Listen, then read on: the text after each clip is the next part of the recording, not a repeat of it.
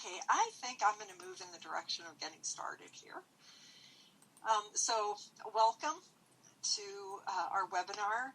I do want to say just a little bit about this particular webinar and where it fits and some of the things we're currently focused on. The beginning of February, we started a Heart of the Family spring campaign focused on wellness, family wellness in 3 different ways. In February, we were focused on physical health, and we kicked off that month with our 5K run and walk down at Liberty Station, and it was a terrific success and tons of fun. And then we continued to focus on physical well-being for families during that month. Last week, we kicked off our second month, March. Our focus is emotional wellness. And so this seminar today, this coparenting webinar, sorry about that, is the first one this month. And every single week we send out emotional wellness tips. And this is part of our spring campaign. So people who want to support that campaign are able to do that. If you need more information about it, you can just message Whitney Carter, because we're trying to spread this information and the tools and so on across our families, and then also be able to provide additional support in therapy and classes and other services for our low-income and very low-income families who come to us. By the way, next month we're going to be focused on financial wellness, and we will be spreading the word shortly about who's partnering with us on that and what our next steps will be. Some of you know, and some of you are new to Hannah's Family Center, so I want to just say a little bit about our mission and our vision. We strengthen the San Diego San Diego community by preserving and building resilience in families, whether they live together or live apart. For 33 years, almost 34, we have been focused on working with families, for the most part, who had already separated. And we knew from the very beginning that we needed to have what I still refer to, I'm a little old-fashioned, as a one-stop shop, a place where families could come and get all of the things that they needed in order to heal, repair, stabilize, and then be able to reconnect and move forward in a positive direction. Now, up until 2013, almost exclusively, we were working with families who had already experienced parental separation and were living separately. In 2013, we began our Transitions program, and Transitions, who is helping host this webinar today, Whitney Carter. Whitney, if you want to raise your hand. Whitney is the program manager for Transitions, and Transitions is a full-service therapy, counseling, support, classes, program, and we have over 40 services that we're able to offer families, so we're really able to individualize them based on the family need. So we continue to serve families where there's already been a parental separation. The families are living separately, co-parenting in different households. However, our focus really for the next 3 decades is intervening earlier, reaching families earlier, doing preventive work, spreading the word about the tremendous power of co-parenting relationships and how to ensure that your co-parenting relationship is strong from the very beginning, that those building blocks and essential foundations are there. That is what we're going to be focusing on today. Our vision for our world, certainly, locally and nationally and globally, is simple: healthy communities, strong families, and thriving children. So today, as I said, we're going to be focused on power tips for healthy co-parenting relationships. Some of the questions that we're going to be asking and some of the areas we're going to be covering: what is co-parenting? Who are co-parents? What are the powerful foundation pieces? How do we keep our focus on the children, and what does that even mean? What are the essential building blocks? And then at the end, we'll have some takeaways. I'm going to encourage you to use the chat to communicate your answers to these questions as we go through them, and to ask questions about anything that comes up, or even offer to give examples would be wonderful too. Whitney is acting as the moderator today, and you can direct message her in the chat, or if you'd like to share it with the group, because you most likely, in my experience, you're speaking for others. Many people have similar kinds of observations, thoughts, questions, examples, and so on. So please feel free to share with the entire group as well. And then I will leave time at the end for some discussion, questions and answers, examples, and so on. And let's get started. So, by the way, I absolutely love this picture. Every time I see it, it just makes me so happy. At Hannah's Family Center, I actually have this fabulous piece of art. I think I must have gotten it back in the 70s. Yeah, I'm that old. And it's a gorgeous, very eclectic piece of art. It shows a very interesting, exotic-looking woman in the middle. And then she has this crazy hair, and all around her hair are children. And it says, "My head is full of children." And that is very much, I resonated with that the moment I saw it, because I've always been drawn to children, and particularly just happened to end up in helping roles with children from a very early age. So I look at this picture and it just makes me so happy, because what is co-parenting? If you ask a child, they're going to just say, "People who love me," right? And they're right, because a child sees family, co-parents, if you will, as a whole circle of people who love them and take care of them. And that is the definition for children. Whoever cares for me, loves me, sees me, appreciates me, honors and values me, their family, and their co-parents. But let's look at it from a different perspective. Let's ask an adult. So if you strip down the definition of co-parenting, and for example, you're trying to research this, and this is a stripped down, essential definition in research of what co-parenting is. It's a shared activity between grown-ups who take responsibility for the care and upbringing of children. What many people don't know is the co-parenting relationship has been researched for decades, having nothing to do with divorce or parental separation. It has been researched because it is one of the most essential building blocks across cultures, across religions, across all kinds of diverse communities. It is the essential relationship for raising thriving, happy children who have opportunities to really become the very best versions of themselves. And so, unfortunately, in our culture overall, particularly in the United States, very unfortunately, actually, when you ask someone what is co-parenting, way too many people immediately think of divorce. They think of parents who don't live together, so they're co-parenting. And they're co-parenting because they don't live together.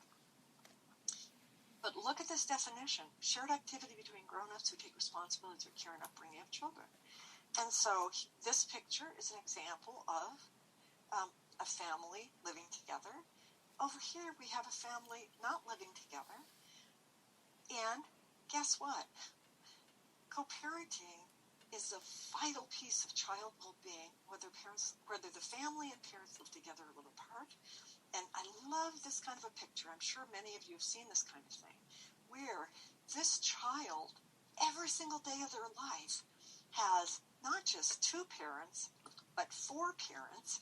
And if you add in all the co-parents, they have a rich and complex circle of people who are loving and caring for them. So the big question, when does co-parenting begin? I want you to think about this. When do you think co-parenting starts? As I mentioned, way too many people in our culture, and our meaning shared Western United States culture, and to some extent other Western Western-based cultures as well, not exclusively. They think when they hear co-parenting, they're not used to hearing co-parenting as something that a couple who decides they want to make a commitment to each other, and as an integral part of that commitment, they know they want to become parents with each other. Very few people think of co-parenting as being a part of that original commitment.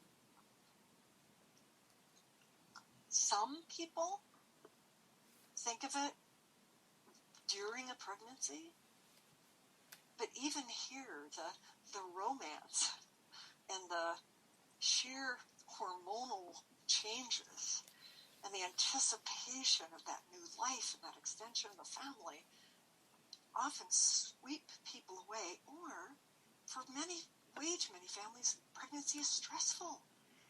So they're not thinking about co-parenting. So if it doesn't rise to a couple's awareness here or here, with the exception of logistics and, hopefully having a healthy baby as possible, here's where it hits full force and there's no turning away from it.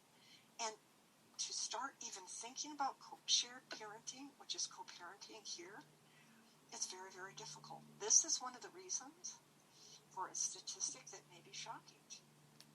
The vast majority of divorces, parental separations, breakdowns of couple and parent relationships occurs in the first 3 years of a child's life. The second largest group is between 3 and 6, and then between 7 and 11, and it gradually decreases from there. And why is that? It's because if we don't have the basic foundation in place here or here, and we're trying to create the 4 important foundational basics, at the same time, we're trying to figure out the 4 essential building blocks for healthy co-parenting, we are likely going to have some huge bumps in the road, and unfortunately, in terms of those research statistics, have a very high likelihood of not making it through the first 3 to 6, 11 years. So who are co-parents? I hear many parents in our Hannah's Family Center family refer to their village. Takes a village. So who's in your village? Who's in the village? Whose village are you in, right? And who's in the village of children you love and care about? And so people in our circle of love and care with shared children at the center, basically, it's relatives by birth, relatives, family by choice, friends who we choose as family. In Hawaii, other Pacific Island nations, ohana means family, and there is no differentiation, right? And so a cousin is someone who you have no idea when you hear ohana, this is my cousin, speak, if you will. You have no idea what the relationship is. But you can trust that a family, and you can trust that the adults in that family are co-parents. And then we have community adults. We have folks at school, in sports and other extracurricular activities, music, art, dance, relationships, faith communities, our neighborhood community, our work partners, and more and more and more. And for some of these people, they will be co-parents for the life of the child. Some will be co-parents for a significant period of time, and some will be transitory, like a teacher, for example, who in preschool particularly, teachers really are experienced as part of the family by the child. And again, always remember what the child experiences as a co-parent, what the child experiences as family. So let's look at those 4 really vital foundation pieces that I mentioned. So when we're talking about this, we're talking about the way in which parents connect to one another for that powerful co-parenting relationship. And here are the basics. Mutual understanding. Effective, good, positive communication. coordination with each other, the ability to give and take, to share, to do a little more, to do a little less. And all built on the basics of real trust in one another, that ability to trust that no matter what, my partner has good intentions, right? That no matter what, I am going to give this person the benefit of the doubt because I know them and I know what we share. So let's say just a little bit more about this, right? A couple of illustrations of this, right? Mutual understanding, communication, coordination, trust.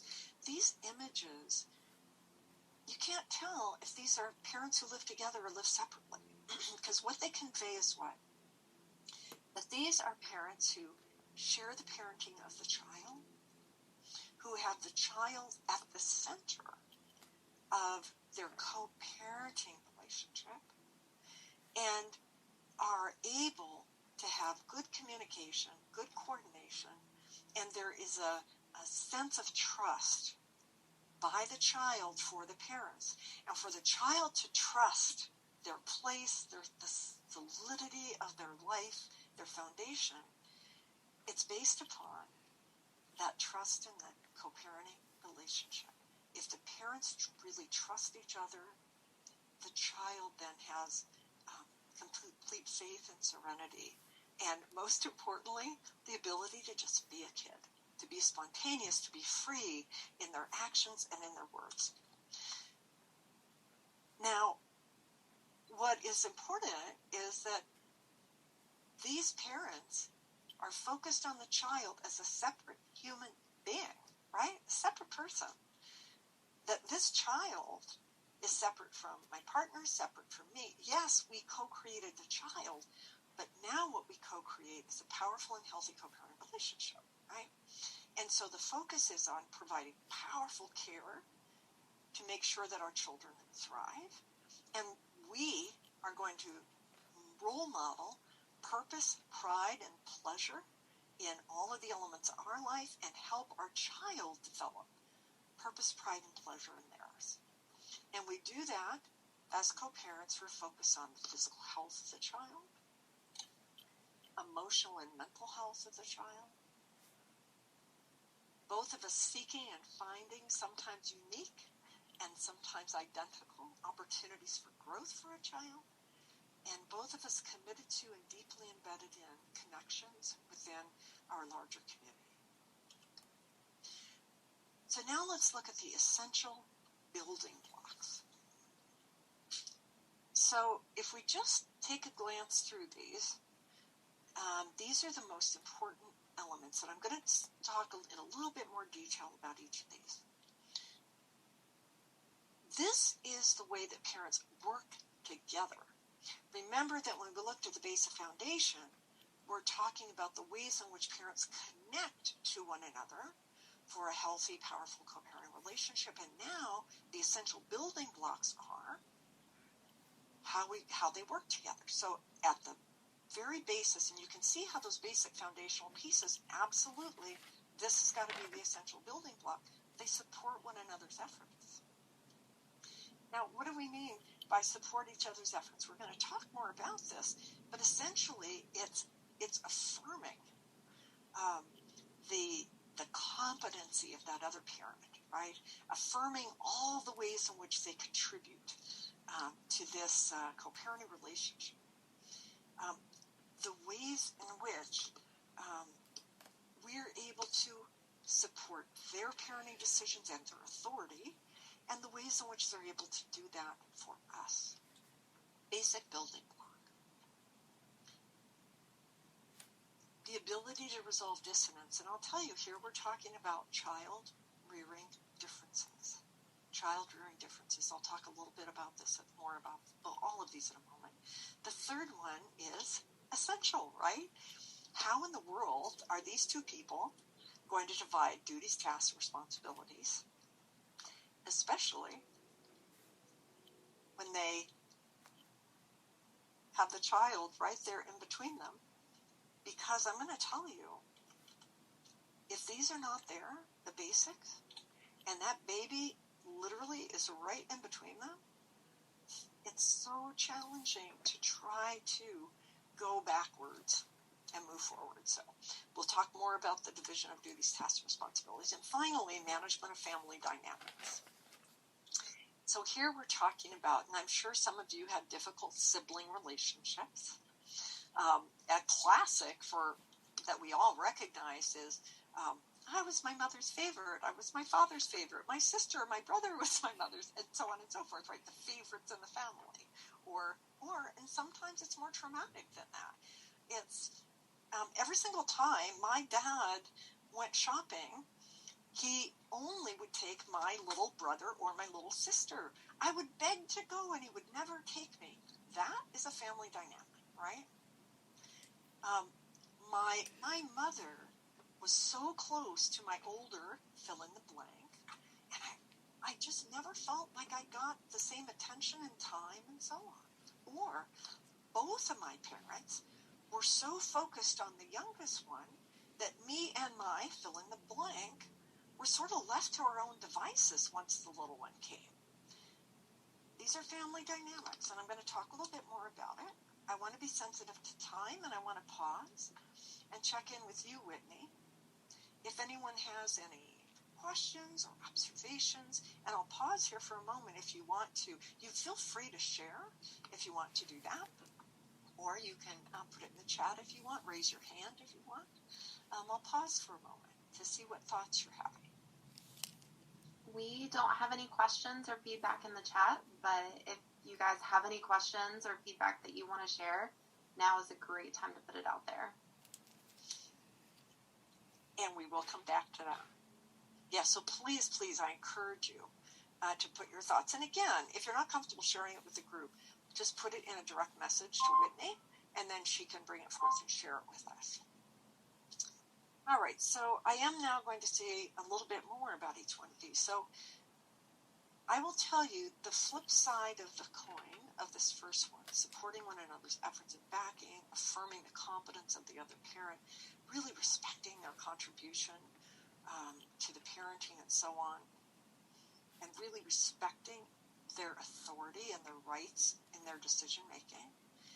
The flip side of this is undermining the other parent and being undermined by the other parent. There are many reasons that this happens, but I'll tell you one of them is that once that infant is there, present, having to be juggled and managed and cared for and learning and so on, and there is not that basic foundational pieces, it really is, as I said, almost impossible to have these essential building blocks in place. And so competition with each other, undermining each other out of feelings of being left out or not recognized or not valued, feeling erased or not seen. And so what begins to creep in are very dissatisfied feelings with often the couple's relationship, which is now the co-parenting relationship. And once that undermining begins, unless one or the other parent has the focus and ability to say, oh, wait a minute, this isn't us. This isn't how we do things. Bring it back and go back to, we need to get together, reestablish that mutual understanding, and let's communicate. If neither of the parents are able to do that because they're so overwhelmed, distracted, and so on, then fraying begins to happen of the family ties that were already in existence. So I said when we talk about resolving dissonance, we're really talking about some big issues because these are child-rearing disagreements. And the very first thing is values, morals. Have we, before we got pregnant, thought about what I learned from my parents, what I gained from my parents, what their strengths and weaknesses are that I absorbed and took in? Have we talked about how I was disciplined as a child versus how I intend to discipline as a child, as a parent, right? Have we talked at all about educational standards, right? This is what I hope for my child, and shared that information. Approaches to medicine. Have we talked about our differences in our approaches to medicine? I certainly have worked with co-parenting couples where one is almost exclusively Eastern, non-traditional, and so on, and the other Western and nothing else. And the child, intact family, the child is diagnosed with a mental or behavioral health issue that requires medication. How much stress do you think is suddenly going to appear? How much child-rearing disagreement is going to appear? And I will say the CDC has just come out with the American Pediatric Association with a whole new set of guidelines and milestones and even an app for tracking. Because autism, we now know the signs are there very, very early. Think about what a diagnosis like that for a 2-year-old or even a 1-year-old. I think these signs are there. Does to parents who have no agreement at all in terms of how these kind of issues would be addressed more generally. And so what begins to happen is a deterioration. Again, it adds to that undermining, and then it adds to a further split with these disagreements because they never talked about it. And then we have division of duties and tasks, and there's some very important research here as well. So remember what I mentioned about the age of the children when parental separation is most likely to happen in terms of those sort of 3 distributions across age from birth to 11. One of the areas that really contributes to this is the divisions of duty, tasks, and responsibilities as parents prepare. Actually, as a couple prepares for the transition to parenthood and for the transition to shared parenting, because all of that happens at once. All of a sudden, one day I'm not a parent and I'm not sharing parenting, and the next morning I am. Right? And so if we have not had some basic discussions, basic planning, what are we going to do? How are we going to divide things up now? Right? Because if both of us are, it's really important to have an uncluttered household, to come home to easy on the eyes, clear counters, clear surfaces, clear floors, and now we have an infant to care for full time, right? If we haven't talked about how that's going to change, we're going to have a problem.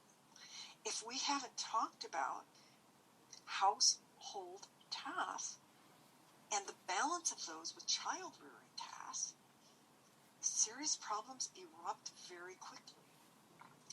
And it's because very quickly there often is a sense of inequity, a clear indication. Anyone could see it, a lack of fairness, right?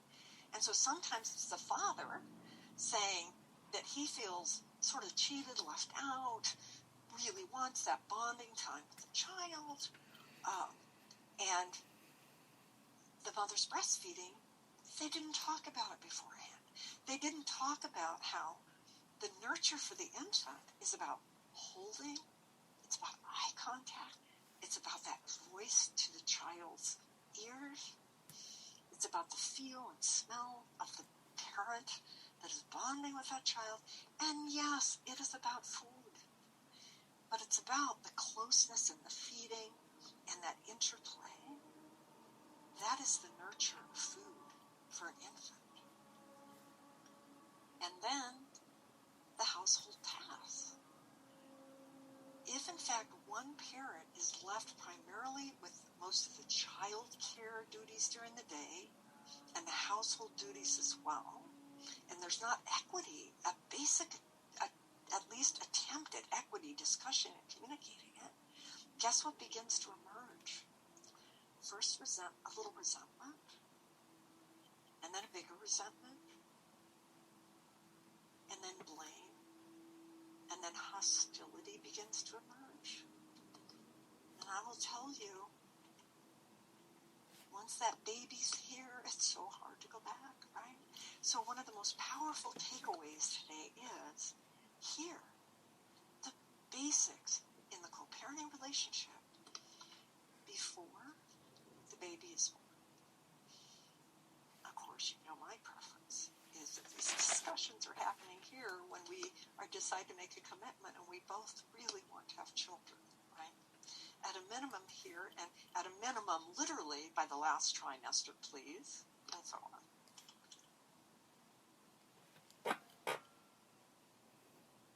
And once that hostility emerges, and the basic foundation pieces are not there, undermining has kicked in here, resentment has built here, and now hostility emerges because one parent has too many duties, tasks, and responsibilities. Now what begins to happen and emerge is contempt for each other.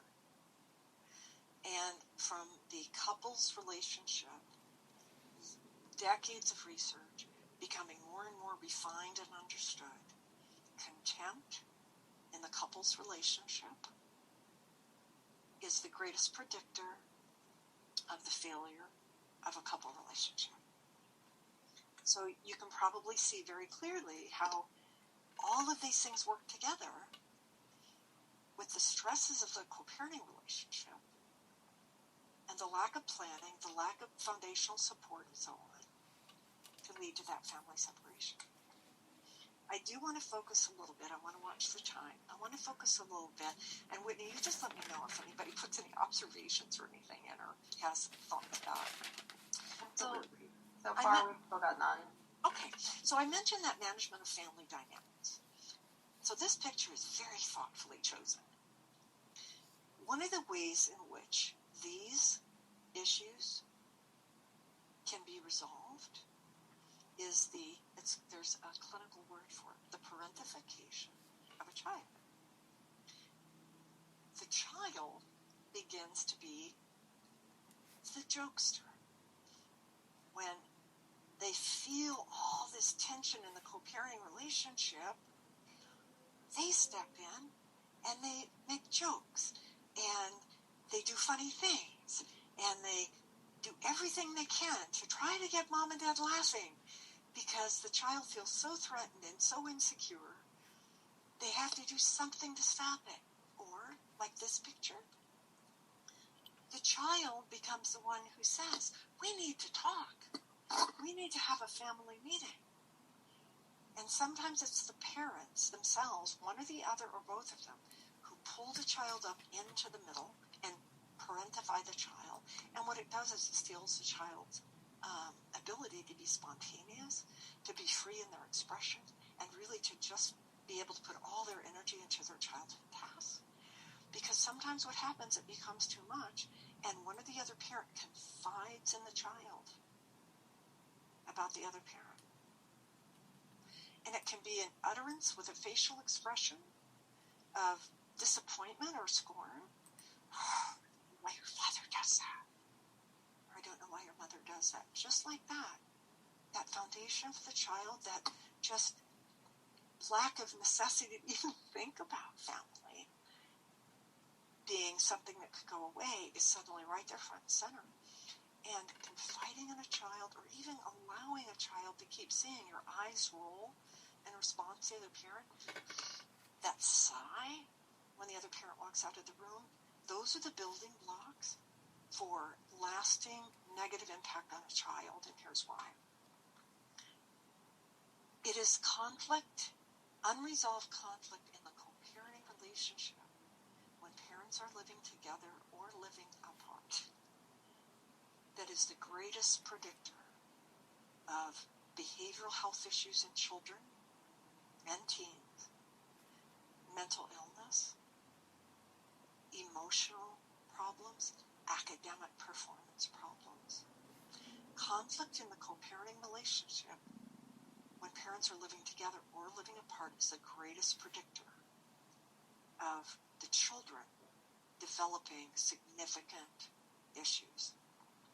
Now, the good news is some parents are sensitive enough, aligned enough, attuned enough that when one or both of them hears their child say something, sees their child do something, it's a wake-up call, and they say often to each other, oh my goodness, what is that? That is not like our child. Our child doesn't do that. And what does it do? For parents who had good enough basics, that is going to bring them back to the table with each other. So they're called externalizing behaviors and internalizing behaviors. So that list I just described, behavioral health, mental health, learning for all kinds of things, right? They're externalizing, internalizing behaviors of children in response to conflict, tension, and issues in the environment. Now, sometimes the bonds are so frayed already, or if one or both parents have brought unresolved childhood trauma or even adult trauma in the form of a domestic violence relationship or a sexual assault history into the marriage, into the coupleness, into the co-parenting relationship, these provide deeper and broader obstacles sometimes to returning to some kind of, remember, connection point, and then being able to reconnect and then work together for healthy co-parenting relationships. And so another name for this is triangulation. So, for example, the parents are in the midst of a co-parenting conflict, fighting about something in front of the children specific to co-parenting differences, right? And one of the parents grabs the kids and says, "Hey, kiddos, let's go to the park." Instead of saying, "Kids, go outside and play," or calling my sister or my neighbor or somebody and saying, "Hey, can the kids come over for a little while?" And talking with each other. Instead, one or both parents, and honest to goodness, sometimes this is just completely unconscious. Parents don't do it deliberately. They just want to break the tension, take a break, get away from it.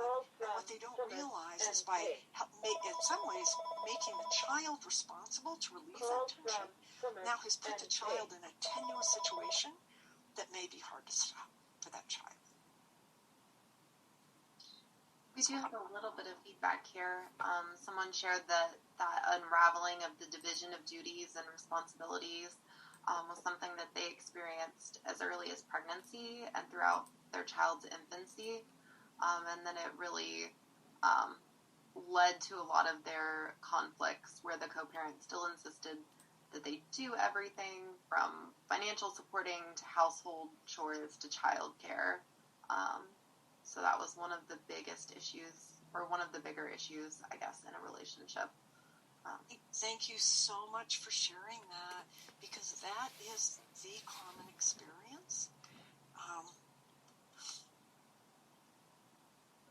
When co-parenting doesn't begin until here, or even here. And I guess what I'm going to suggest is that let's just make it a given that it's going to be a long, long time before I think it becomes a norm to do it here.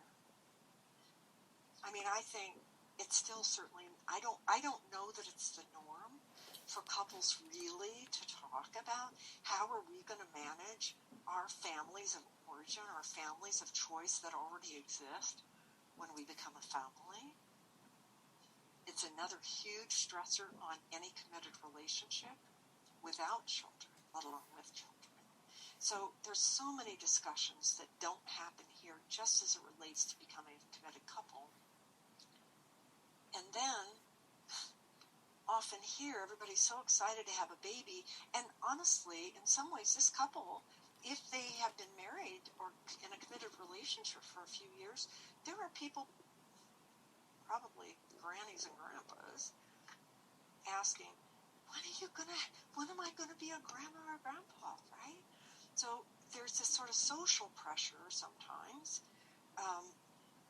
that can push things. Sometimes they feel insecure in their couple's relationship, and they may have absolutely intended to bring children in, but suddenly the decision, either mutual or otherwise, is, I feel insecure in my relationship. Let's move forward with having a baby now. And sometimes it's very overt. They talk to each other and they do it, and so on. And so that illustration that our participant just shared is exactly the common theme and the common reason that parents separate when children are so very young.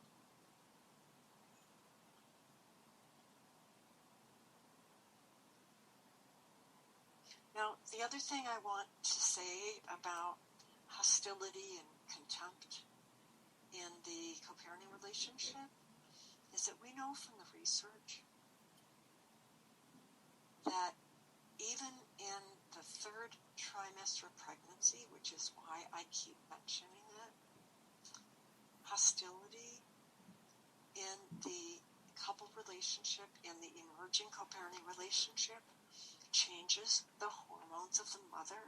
It changes the lived experience in the womb for the child because they can feel all of that tension and conflict and negativity.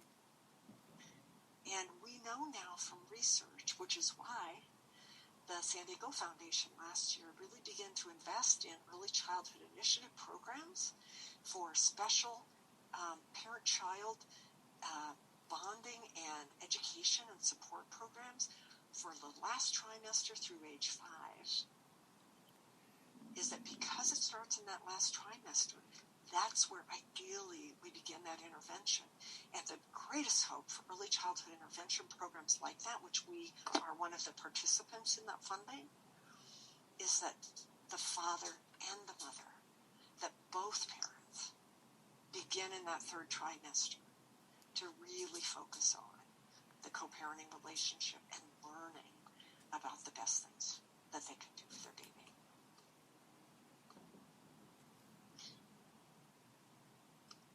I'm going to shift now. I am going to do just that review. The very basics for a healthy co-parenting relationship, powerful foundation for co-creating and nurturing and raising thriving children. And then our essential building blocks, that if we have that, just that basic good enough foundation in those key areas, that we will bring all of those few foundational pieces to bear to notice when these things aren't happening so that we can get what we need. And here's the other thing.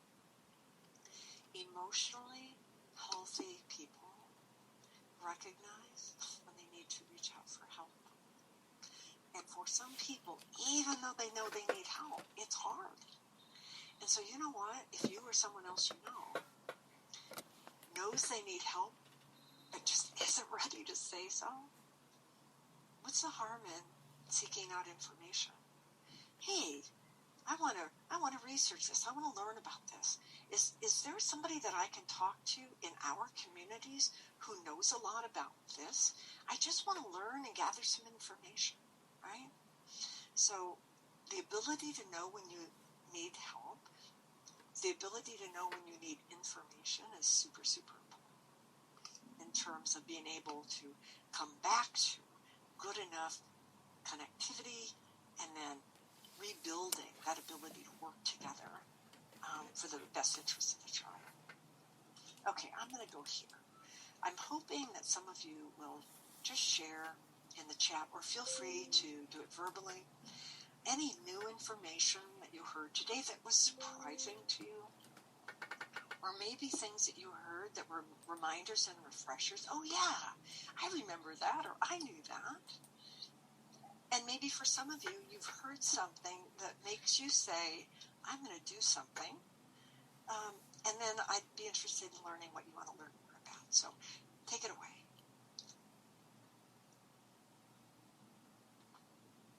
Hey, Susan, I'll share real quick. Hi, everybody. First time joining, but I have two takeaways. I love the definition of the co-parenting, right? Like, I even had a misconception. Co-parenting is only when it's like divorce or separation. But I love it. We can change the way we think about it. I think it just becomes natural to the kids, right? Whether you're at school and they just think they're getting co-parents. So I love that. And then the second thing is how you talk about, like, the foundation. I totally wrote it down just so I can share with people who are willing to get the information. Because when I think of, like, my expertise, right, which is in business, anytime we want somebody to get really successful, we tell them just go back to the basics. You might not be where you want to be, but that's okay. Like, let's take it back to the basics and what can we do from small change to get a little bit better. So thank you for sharing that and really going into details with like the basics. Yeah, absolutely, absolutely. I have to say that I went through a divorce when our son was about 3.5 years old. And I'll tell you, one of the most important co-parents, we chose mutually chose two very important co-parents that stood us in good stead. We got through the divorce. Was it painful? Yes. It was incredibly painful and difficult and so on. However, we could tell very early on, because we both prioritized it, whoa, we're doing things that aren't good for our kids. So you know what the two co-parenting relationships were that we prioritized? Number one, when I moved to a new home, the person we agreed on to help with that was our son's preschool teacher. And she came to the house. She came to the old house and helped him pick every single thing that he wanted at Daddy's house, that he wanted at Mommy's house. And then she came to my house and helped him set up his entire room. And guess what? It looked an awfully lot like his preschool room. It was fantastic. Our second powerful co-parent, the director of our son's preschool. So we recognized, we did that first part, we sort of managed it, right? But we could tell we were just not succeeding. And so I went to Stephen and I said, dude, just pick somebody. I don't care. I trust you. I have faith that you love our son. Pick somebody to help us because this isn't working. He did. He picked our son's preschool director. She sat down with us and helped us create a co-parenting method that just worked so well for years. And out of that came this little tiny co-parent booklet that he and I wrote because people kept nagging us to do it. You know, pediatricians and dentists and teachers and everybody said, you guys are doing this differently. And the little booklet was called Co-Parenting for the Sake of the Kids. And the local free family press, somebody sent him a copy of it. And we didn't publish it ourselves. It was published by the agency, Hannah's Family Center, because neither of us felt like we were really experts. We're just sharing what we did, essentially. Well, they did an article on it, and at the time, this was pre-internet. This is how long ago that was. It was pre-internet, and lo and behold, because the only address in the entire little booklet was the address of the agency, we received almost 800 letters and phone calls from people of all ages and people from outside the United States. And in those days, how did that information get shared? Paper and scissors, an envelope with a stamp, and the phone. Almost 800 people over a period of about 6 to 8 months after that article was published. So you know what? I believe passionately and strongly today or more in co-parenting relationships being broader and deeper than the very narrow focus that is alive and well in our communities. And this is our mission. Really, our mission at Hannah's Family Center is to spread the word about what co-parenting really is and what it can do for our communities, for our families, and absolutely, most importantly, for our little ones. Now, I will add a little side note here, briefly. That system that those two people helped us put in place worked beautifully for almost 9 years. And it worked until my son's father got engaged to someone who did not have a similar philosophy. And so we brought her into we met monthly for co-parenting for almost 9 years. 9 years we met. So, of course, Stephen and I, we'll just bring her in, and we'll introduce her, we'll help her get on board. Well, the next thing he and I both discover is that we are in an attorney's office. Yeah. So let's just say that neither he or I wanted to go that route, but our co-parenting relationship changed dramatically. And to this day, our son, who will be 40 in September, that is his line of demarcation in his life. I know when you and Dad quit talking to each other. So how do you think that went for that blended family? Because blended families is the other thing I feel passionate about. We all can have separation, new relationships, families living in multiple constellations is a norm throughout the world.